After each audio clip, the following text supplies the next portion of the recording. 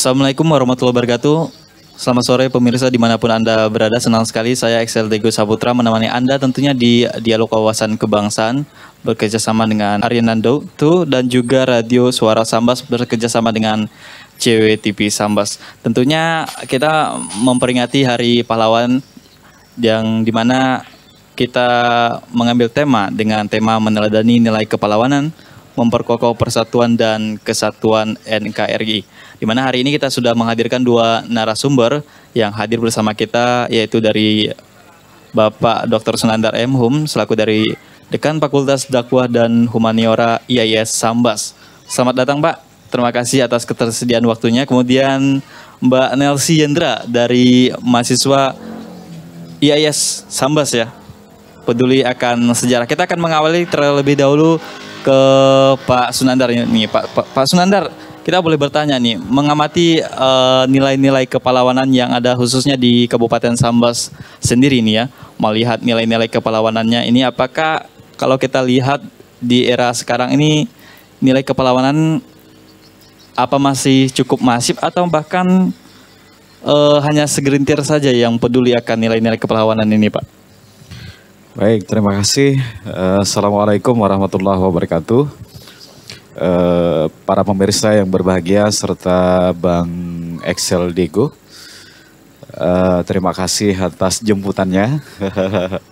Senang rasanya bisa hadir di tengah-tengah pemirsa, termasuk dengan tema yang sangat menarik saya kira, berbicara tentang pahlawan dalam konteks masa lalu dan masa sekarang.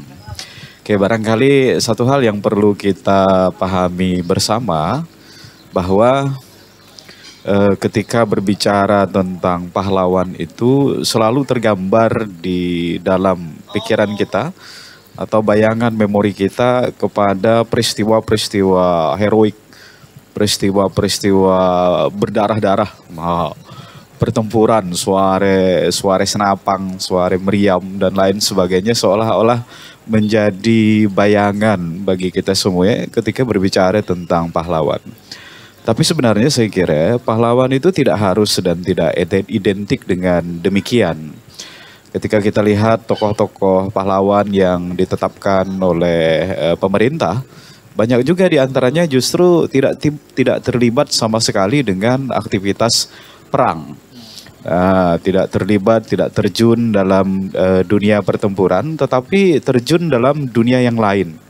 Yang intinya adalah memperjuangkan kepentingan bersama untuk kepentingan rakyat secara luas dan berdampak secara luas untuk perkembangan negara. Tentu negara Republik Indonesia. Ambil contoh seumpamanya misalnya yang ditetapkan oleh pemerintah di tahun 2019 yang lalu, ada satu tokoh yang menarik untuk kita lihat dan dia ditetapkan sebagai pahlawan nasional.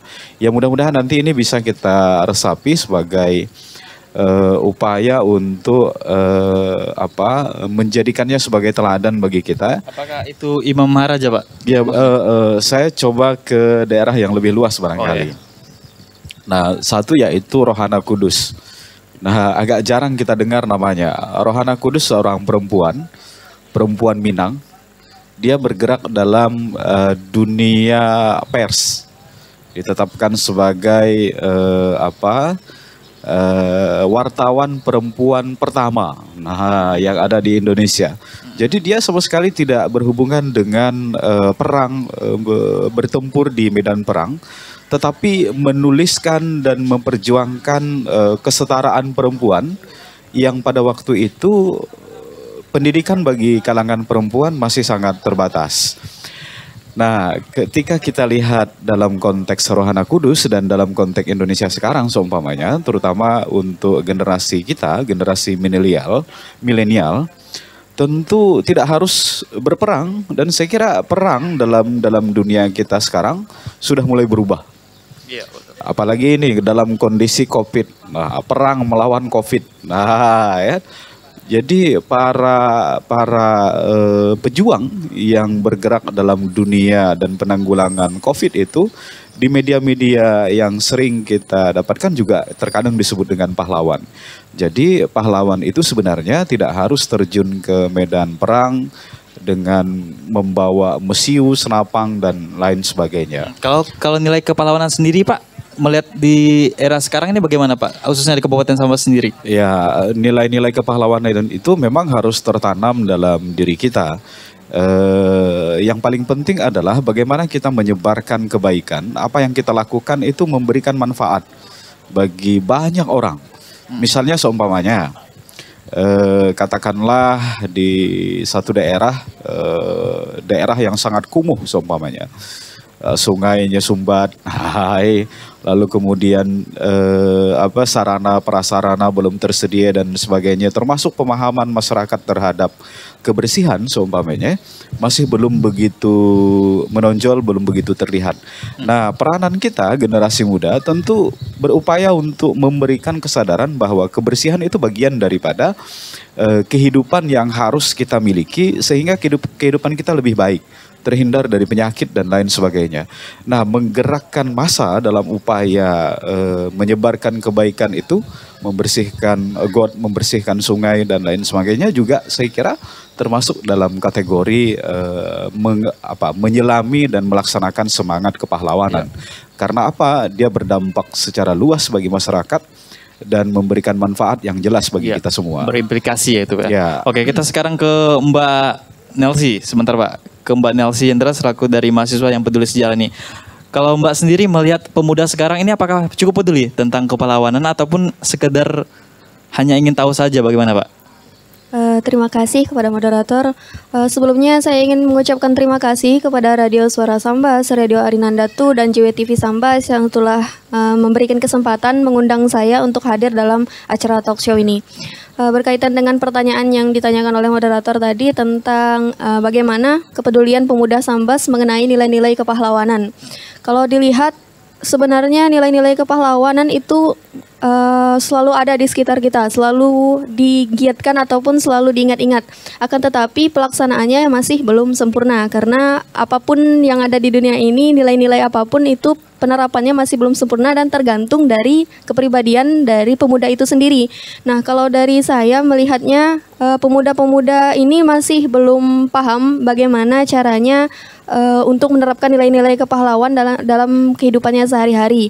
Contohnya saja masih berpikir bahwa pahlawan tadi yang seperti disebutkan oleh Bapak Senandar, pahlawan itu bukan hanya yang bertempur di medan perang, akan tetapi pahlawan kalau di zaman sekarang ini lebih terlihat dari bagaimana mereka menemukan kreativitas ataupun memberikan nilai guna, memberikan nilai tambah bermanfaat bagi orang lain. Kalau menurut Mbak sendiri apakah perlu kita mencontoh para pejuang-pejuang kita sebagai menjadi teladan kita untuk generasi sekarang ini?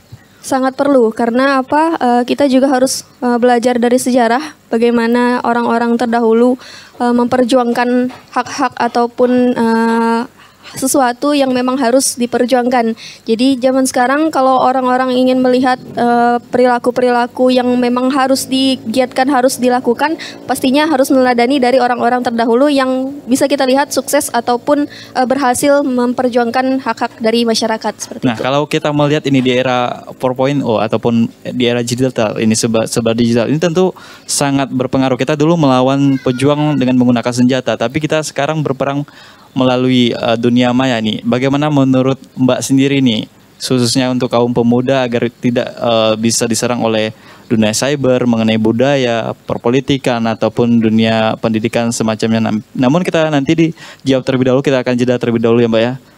Tetap bersama kita di Wawasan Kebangsaan.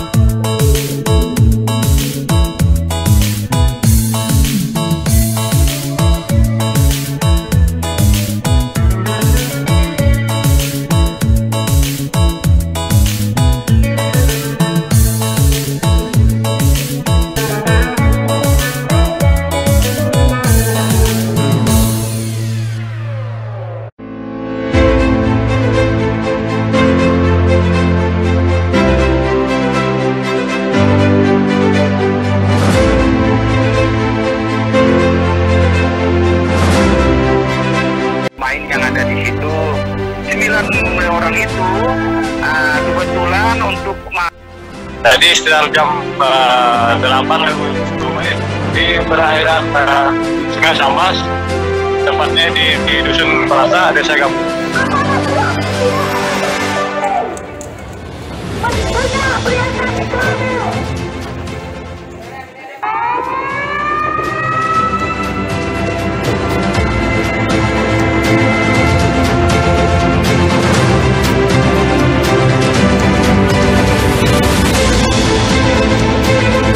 Menyaksikan antara jong. Jadi kakak dari mana kak? Satu.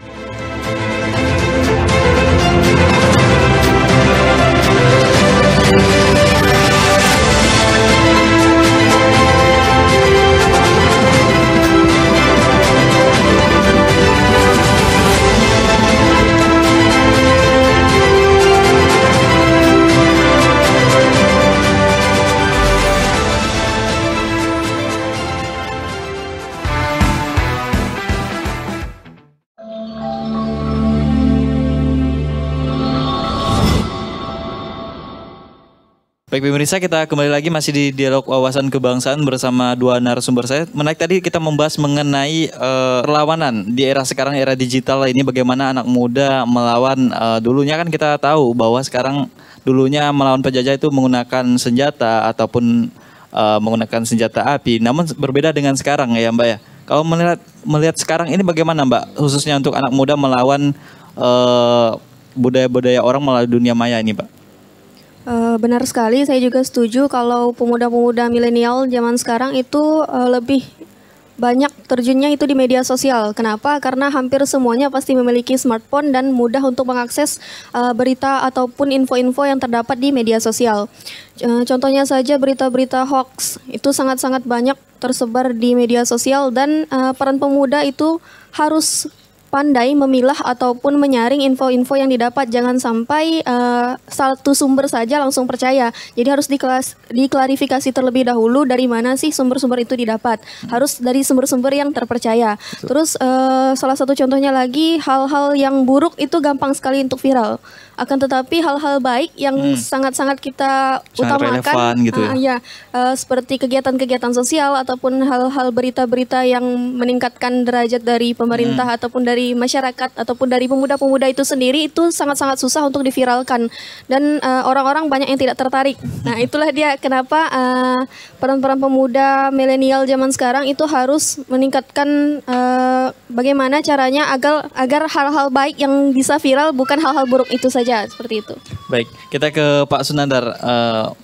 Pak Sunandar, kita melihat di era sekarang ini sangat memprihatinkan ya. Anak muda lebih cenderung bermain gadget ketimbang bermain berkumpul bersama keluarga, berteman gitu di dunia. Apalagi di era COVID-19 seperti ini. Bagaimana Bapak melihat seperti ini? Apakah anak muda ini lebih cenderung menjadi individual? Nah, ini bagaimana ini Pak? Oke, terima kasih. Saya kira ya tidak semuanya berdampak negatif dengan jet-jet itu. Ya salah satunya yang kita lakukan pada hari ini, kalau tanpa bantuan gadget barangkali kita agak terganggu siarannya kan. Nah tentu tantangan kita sekarang itu sebenarnya lebih berbeda dengan tantangan generasi muda di masa revolusi atau masa-masa ketika perang terjadi dahulu. Mereka dulu tidak berhadapan dengan gadget. Sekarang kita berhadapan dengan gadget dan teknologi-teknologi atau bahkan mungkin banyak hal yang pada prinsipnya terkadang tidak sesuai dengan aspek moral dan etika yang kita bangun sebagai masyarakat Sambas umpamanya. Nah, tentu upaya untuk membendung aspek-aspek negatif melalui gadget itu saya kira menjadi bagian penting yang harus kita perhatikan dan kita teliti dengan baik. Jadi benar apa yang disampaikan oleh kakak tadi, bahwa memang tantangan kita sebenarnya sekarang adalah tantangan yang memang sesuai dengan zamannya. Jadi anak muda sekarang dihadapkan dengan tantangan zamannya, tantangan dunia tanpa batas, tantangan global village. Jadi hari ini kita ingin melihat bagaimana kehidupan orang di Eropa, tinggal kita buka gadget. Dulu tidak pernah tergambar bagaimana sih kehidupan orang di luar dari dunia kita, di luar dari negeri kita. Dari Indonesia. Nah, di luar Indonesia, bahkan di luar kampung kita tidak tahu. Tapi sekarang apa yang terjadi di luar kampung kita, atau bahkan mungkin sekarang kita menjadi kampung global atau global village. Nah, tentu aspek-aspek yang berhubungan dengan nilai moral, etika dan lain sebagainya juga harus tertanam dengan baik dalam diri kita. Karena saya kira aspek moral, etika dan tentu agama menjadi aspek terpenting sehingga kita bisa membendung berbagai hal yang bersifat negatif itu. Ambil contoh seumpamanya yang dicontohkan kakak tadi, hoax seumpamanya. Dalam konteks agama kita sudah dipesankan ketika ada sebuah kabar, sebuah berita datang kepada kita, maka kita harus memeriksanya. Nah, meng-cross-checknya, itu perintah agama. Jadi kalau sekiranya kita pemahaman agama kita tidak kuat dan tidak melakukan cross-check sebagaimana perintah agama itu, maka kita akan menjadi bagian yang mudah menjadi pengkonsumsi berita-berita hoax yang entah kebenarannya kita tidak tahu. Jadi sangat harus berhati-hati dan jeli ketika kita melihat berbagai berita yang ditampilkan dalam media sosial. Apalagi sekarang saya perhatikan memang dalam berbagai kegiatan banyak orang yang tiba-tiba menjadi wartawan. Nah, betul. Semua orang ingin memberitakan apa yang dilihatnya. Apalagi ada fitur siaran langsung gitu ya. Jadi sibuk dengan medianya, sibuk dengan gadgetnya. Jangan-jangan yang diberitakan atau yang divideokan itu memerlukan bantuan kita seumpamanya. Jadi lupa dengan membantu orang yang mungkin ketika di video itu entah kejadian apa seumpamanya yang memerlukan bantuan kita karena ternyata sibuk dengan gadgetnya jadi melupakan aspek itu terbengkalai. Nah, sifat acuh itu sebenarnya juga saya kira bukan merupakan bagian dalam kehidupan kita masyarakat Sambas. Banyak sebenarnya perilaku-perilaku orang tua kita dahulu yang menggambarkan bagaimana sebenarnya kita sangat peduli dengan lingkungan. Ambil contoh seumpamanya. Dan ini saya kira mereka tidak mementingkan materi dan apa yang mereka dapatkan. Ambil contoh seumpamanya yang masih saya kira di tengah masyarakat kita sekarang, bagaimana peranan labai di kampung, bagaimana peranan orang menyebutnya dukun beranak di kampung atau bidan kampung, yang ketika tengah malam saja orang ketuk rumahnya, mereka mau datang tanpa memikirkan apa imbalan tanpa memikirkan urusan administrasi terlebih dahulu ya Pak. Tanpa memikirkan imbalan. Jadi sebenarnya konsep pahlawan itu adalah memberikan kebaikan tanpa mengharapkan balasan. Jadi sama halnya dengan konsep ikhlas dalam Islam, dalam agama, memberikan sesuatu tanpa harus mengharapkan balasan atau bahkan mungkin tanpa mengenang-enangnya kepada banyak orang. Nah, jadi saya kira itu juga adalah konsep kepahlawanan yang masih sangat relevan dan harus kita jadikan patokan dalam berbuat dan bertindak sebagai generasi muda Pak, kalau sekarang. kita melihat ini di era digital ini, kita ambil positifnya, Sambas ini berkembang Pak dengan dunia informasinya lebih cepat Pak. Namun ada salah satu anak pemuda yang baru-baru ini Pak menginformasikan dengan kejadian yang cepat disampaikan, namun mereka tidak berpikir bagaimana meng-cross-checknya. Apa sih Pak yang sebetulnya harus dilakukan agar mereka ini kan taunya praktis nih Pak. Iya. Begitu ada informasi kejadian langsung dipublikasi tanpa ada filter ataupun penyaringan terlebih dahulu informasi yang dapat disajikan ini Pak. Oke. Ya itu tadi bahwa memang dalam kehidupan kita sekarang di samping memang kecanggihan teknologi, jadi seolah-olah menuntut bahwa setiap individu yang punya teknologi itu untuk tampil eksis, narsis, banyak pengikut dan lain sebagainya. Nah itu yang diambil secara sepihak saya kira. Jadi teknologi tidak dimanfaatkan dengan baik untuk mencari apa saja yang kita butuhkan dalam pengembangan ilmu pengetahuan seumpamanya. Ya di kita banyak lahan seumpamanya, lahan-lahan yang terbiar seumpamanya di daerah kita. tetapi keterampilan kita untuk bercocok tanam seumpamanya masih sangat terbatas. Nah, gunakanlah gadget itu, gunakan media-media yang ada untuk mencari bagaimana bertani yang baik seumpamanya melalui video-video yang tersedia di internet, atau bagaimana kita membuat sebuah inovasi pertanian, atau bahkan bagaimana kita membuat sebuah inovasi mengolah sampah dan lain sebagainya, yang saya kira itu sangat baik untuk kepentingan bersama. Apalagi di kita di Sambas adalah daerah yang mulai berkembang. Banyak hal saya kira kalau tidak diikuti dengan keterampilan kita yang mapan, maka kita juga akan menjadi terbiar atau bahkan mungkin tidak maju sebagaimana yang kita harapkan. Nah, saya kira aspek-aspek seperti itu yang perlu kita cermati dengan baik, perlu kita tanamkan bahwa internet atau media sosial yang selalu kita akses itu jangan hanya digunakan untuk mencari berita-berita yang sifatnya hiburan semata. Jadi carilah informasi yang bersifat membangun pemahaman kita terhadap berbagai hal, ilmu pengetahuan atau bahkan mungkin agama sekalipun. Nah, beberapa waktu yang lalu saya kira ketika kedatangan Ustadz Abdul Somad seumpamanya, betapa terbantunya kita, masyarakat-masyarakat yang sangat jauh, yang tidak sempat datang ke Sambas, mereka tinggal melihat di YouTube atau bahkan mungkin di media online yang lain. Nah, jadi satu sisi memberikan bantuan yang cukup luar biasa dalam kehidupan kita sehari-hari. Tapi ya memang jangan salah kaprah begitu. Mentang-mentang karena kepentingannya untuk narsis, lalu kemudian mencari sebanyak mungkin yang subscribe atau like, lalu aspek-aspek moral, aspek-aspek etika tidak lagi diindahkan. Nah, itu justru bertentangan dengan pola kehidupan yang ada di masyarakat kita, bahkan masyarakat sebagai masyarakat timur begitu. Baik Pak, terima kasih Pak. Kita ke Mbak Nelsi. Mbak Nelsi, kita melihat sekarang ini kalau Mbak Nelsi berada di kaum pemuda sendiri kan memanfaatkan gadget ini terutama untuk menerapkan nilai-nilai kepahlawanan, seperti apa Mbak Nelsi melakukannya?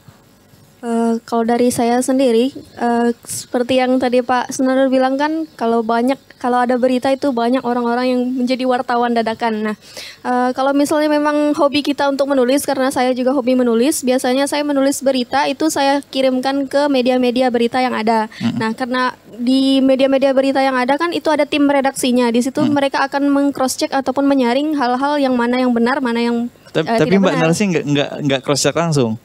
Saya cross check juga, cuman kan kita lihat yang mana ada di atas kita yang lebih ahli, lebih pandai kan, karena pemuda-pemuda kan masih dalam tahap belajar, apalagi saya mahasiswa masih tempatnya salah, jadi saya tidak bisa mengatakan bahwa saya ini sudah memberikan hal-hal yang memang sudah betul benar, jadi harus saya misalnya ada dari dosen, saya tanya dulu apakah ini udah benar atau benar nggak sih hal-hal yang udah saya buat ini, jadi harus seperti itu. Kalau menurut langsung. Mbak Nelsi mengkritik pemerintahan yang sewajarnya, apakah perlu itu sebagai wujud untuk mewujudkan nilai-nilai kepahlawanan? Perlu, sangat perlu. Mahasiswa itu kan bukan hanya sebagai insan akademis, tapi juga agent of change. Selain dia belajar di kampus, tapi mereka juga harus menerapkannya di kehidupan masyarakat nanti bagaimana.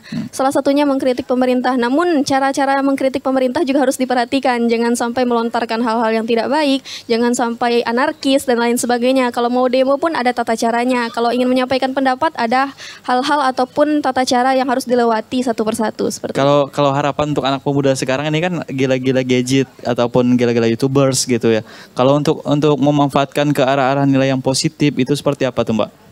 Kalau untuk hal-hal yang positif, kembali lagi dari pernyataan saya sebelumnya, nilai-nilai kepahlawanan, ini pahlawan pada zaman sekarang itu yang memberikan hal-hal yang memberikan nilai tambah ataupun bisa menemukan kreativitas ataupun inovasi-inovasi yang baru. Misalnya kita mempunyai potensi, misal tadi menulis, membuatlah menulis di media sosial dengan hal-hal yang baik. Terus misalnya tadi suka bikin video YouTube, saya juga punya YouTube. Nah, channel YouTube Boleh saya di itu boleh promosi. Di-subscribe. Kalau channel YouTube saya itu isinya saya mengajarkan hal-hal yang simpel-simpel seperti bahasa Inggris, Oh ya, itu kepada edukasi ya. edukasi. Nah, hal-hal tersebut kan lebih bermanfaat daripada membuat hal-hal yang tadi kata Pak Sunandar tidak sesuai dengan etika dan moral yang ada. Kalau kita melihat anak pemuda sekarang ini kan lebih cenderung yang ingin praktis gitu ya Mbak ya. Kalau Mbak sendiri mau menulis ataupun menemukan sesuatu, apakah Mbak harus mencari narasumbernya yang terlebih dahulu yang lebih fakta gitu Mbak? Ya, tentunya seperti itu. Contohnya tadi saya sebutkan, kalau saya bikin video-video edukasi seperti bahasa Inggris itu saya kirimkan dulu kepada dosen bahasa Inggris, kepada orang-orang yang pandai bahasa Inggris ini udah betul atau belum. Jadi supaya tidak meminimalisir kesalahan-kesalahan ataupun informasi yang diberikan kepada halayak ramai. Apalagi di media sosial yang cenderung sangat cepat penyebaran informasinya. Kalau Mbak melihat ada salah satu postingan yang tentunya proaktif ataupun hoax, apa yang Mbak lakukan selaku dari pemuda milenial ini? Tapi jawabannya ditahan dulu Mbak, kita jeda dulu.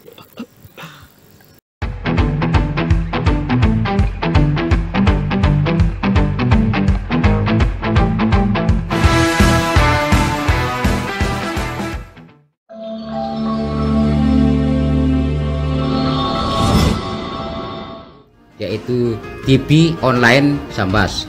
Maka di dalam usapan itu mari kita tonton bersama-sama, kita lihat perkembangan-perkembangan yang dibuatnya, terutama untuk perkembangan Kabupaten Sambas, dan kami perlunya menghimbau kepada seluruh kepala UPD dapat memberikan informasi kepada JWTV online Sambas.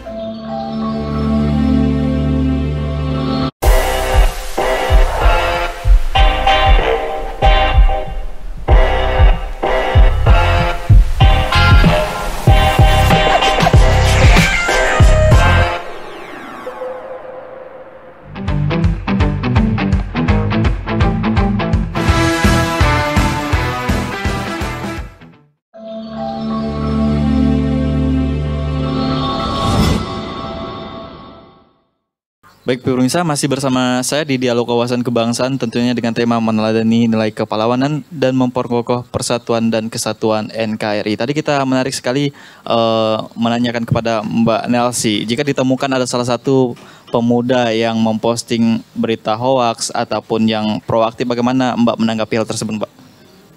Yang pertama, pastinya di cross check terlebih dahulu apakah itu benar-benar berita hoax ataupun yang lainnya. Terus yang kedua, biasanya saya tanya dulu yang memposting, ini maksudnya apa memposting hal seperti ini dan dapat dari mana. Biasanya kan cuman membagikan, cuman iseng-iseng, cuman ini kata orang.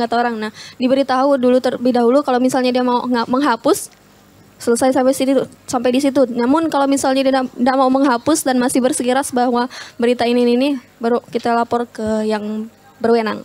Baik, terima kasih kepada dua narasumber saya yang sudah hadir bersama kita di Dialog Wawasan Kebangsaan. Terima kasih saya ucapkan kepada Bapak Dr. Sunandar M. Hum selaku dari Dekan Fakultas Dakwah dan Humaniora IAIS Sambas Pak. Terima kasih sekali lagi. Kemudian terima kasih kepada Mbak Nelsi Yendra selaku dari mahasiswa IAIS yang peduli akan sejarah. Semoga dari Dialog Wawasan Kebangsaan kita tadi sedikit memberikan pengetahuan kita tentang memaknai nilai-nilai kepahlawanan. Saya Excel Dewi Saputra, undur diri dari perhatian Anda dan terima kasih atas perhatiannya. Sampai jumpa.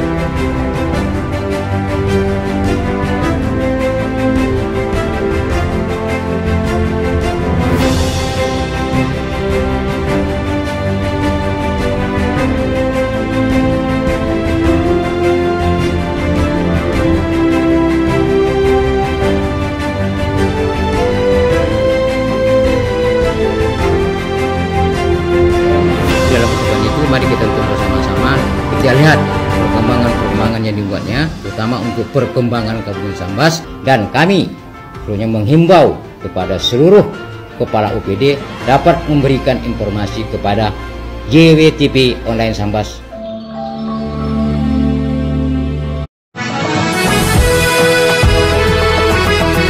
Assalamualaikum warahmatullahi wabarakatuh. Saya Pangendatu Mawatarhan. Nak nomor 1, nak nomor 2, nak nomor 3, nak nomor 4. Siapa pemenang ialah Bupati kita. Pesan saya ingat, sudah nak berkelahi.